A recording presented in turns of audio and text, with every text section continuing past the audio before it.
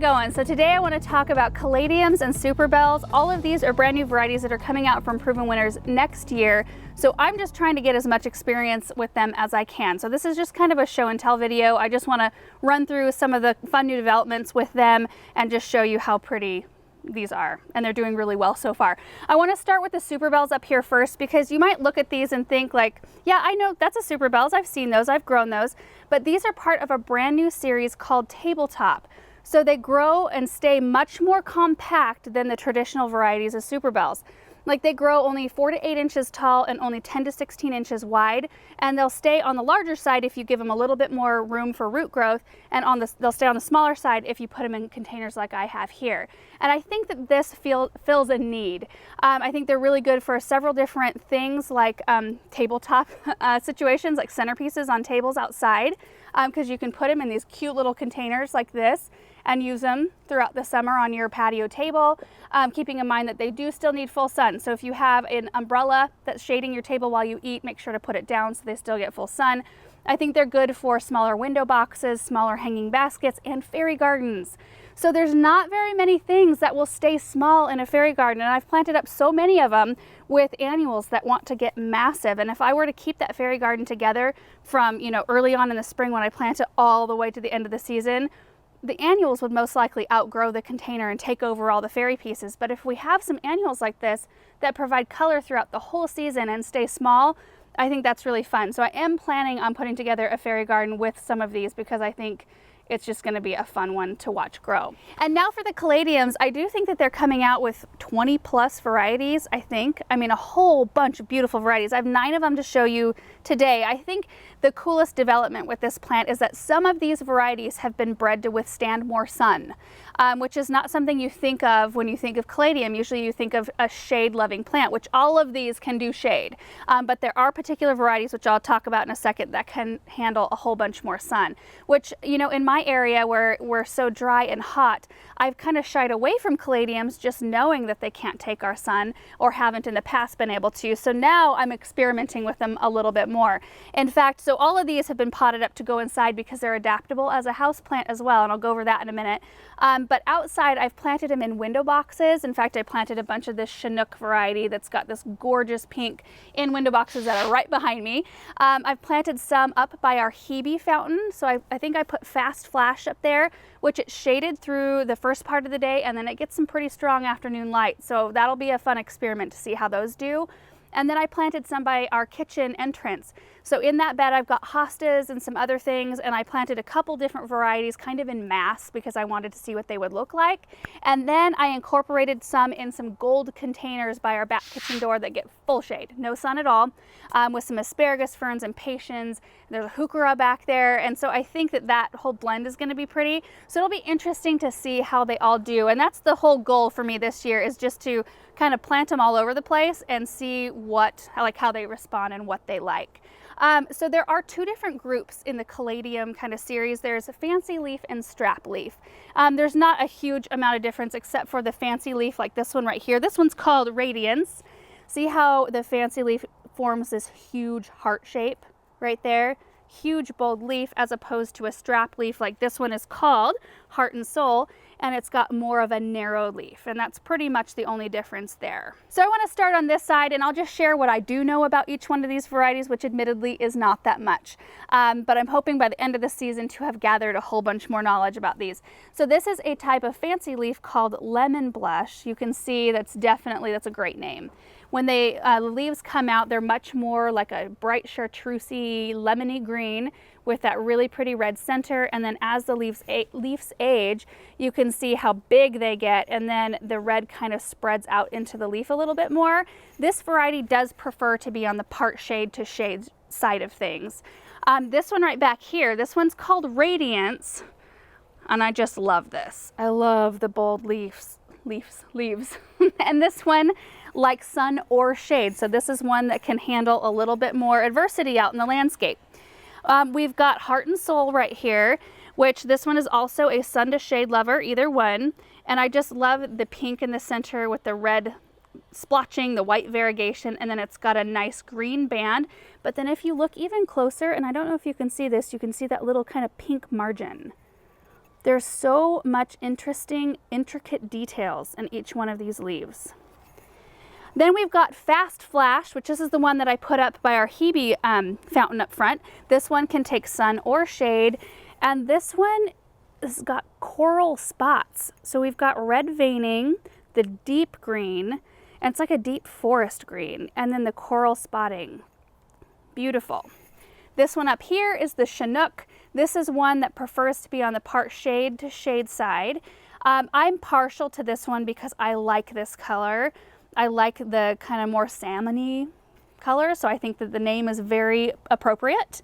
And this one, let's see, this one is considered to be a strap leaf, which it's got a little bit of a bold kind of leaf. I don't know. This one right here looks like Christmas to me.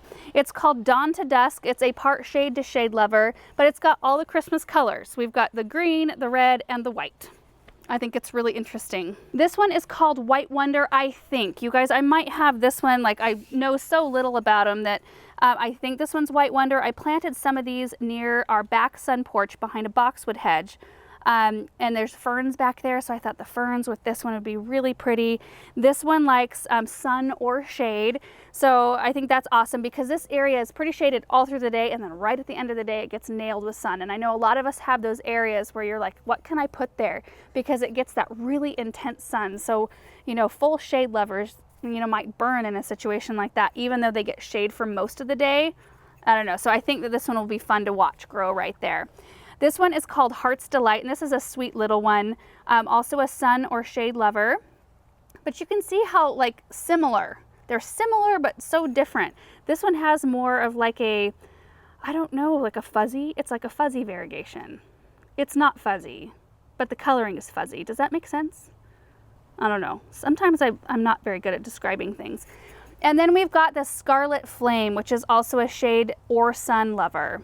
And this one's just got the really beautiful red to pink with that forest green kind of on the outside. So those are the 9 varieties that I am trying out this year. I'm excited to get my hands on more next year. And I do believe that they're going to be offering them both in bulb form and in pre-grown like potted form, which I think those of you who live in the South where you have more mild climates, more mild winters, it gets warmer earlier, bulbs are a really good option. And I do think it's going to be kind of a money saver that way if you're wanting to do a whole bunch of them, because these prefer a soil temperature of 65 or above. So like people like me, or those of you who live in a northern climate where our soil temperature is not 65 until way late in the year, if we got a hold of bulbs, you know, and planted in June, it takes them a little while to get going, and then we'd have half of our season gone before we would actually be enjoying them. So for me, I will be getting the pre-potted, you know, grown on versions because it saves me a lot of time that way. So that's the thing, they like it to be very, very warm. So in the fall, when the temperature starts to drop at night, when it starts getting below 65, they will kind of stop growing. They'll just kind of stunt, and then they won't put on any more growth until they either die in colder climates, because they're definitely an annual for most of us. But if you live in, I think, zone 10 or 11, they'll just stunt and they won't put on any more growth until the following season when it warms up again. But like I said earlier, they are adaptable as a house plant. So if you live in a northern climate and you want to save your bulbs and enjoy them throughout the whole year, you can pot them up like this. You can dig them up, bring them inside before the temperature drops. They do like a really high light situation, all of them, whether or not they're a shade lover or a sun lover. You want to put them in a bright window, and that goes for most house plants because our light in the winter is just not as intense. So they can take that, you know, kind of full sun light, and they need that in order to thrive. They also like high humidity. So that's something to keep in mind, especially if you're taking them inside. You know, you want to put them somewhere where it's not like right next to an air register or next to a wood stove. If you can put a humidifier by them, even better, which is what I'm going to try to do because I really want to succeed with these and I really want them to do well. So I'm going to steal Benjamin's humidifier for a little while until he needs it again, and I'll put it by these plants just to give them that extra humidity. And the other thing is they do not like to dry out. That's huge for caladiums. They like consistently moist soil at all times, and you'll notice their leaves starting to yellow and kind of drop off if they get too dried out.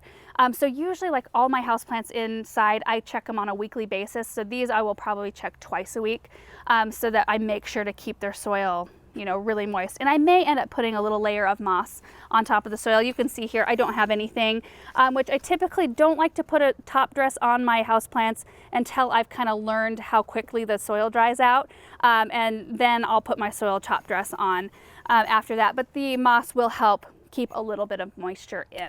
Now I think that these are going to be so beautiful, especially planted en masse out in the landscape. I mean, imagine a huge drift of caladiums that look like this, how unique that would look. You just want to make sure that wherever you're planting them, you've got the ability to keep them moist.